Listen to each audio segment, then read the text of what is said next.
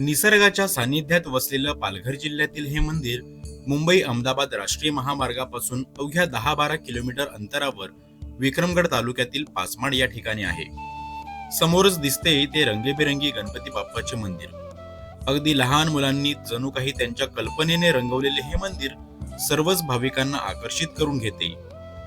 मंदिरात प्रवेश केल्यावर मनमोहक, आकर्षक अशा गणपती बाप्पाचे दर्शन घडते.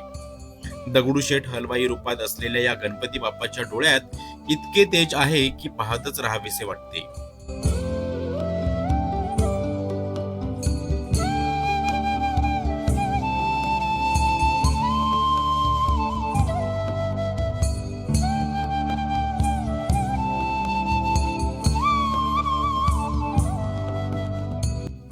मंदिराच्या उजव्या बाजूने एक रस्ता जातो, तो येथील अजून एक नयनरम्य दृश्य पाहण्यासाठी.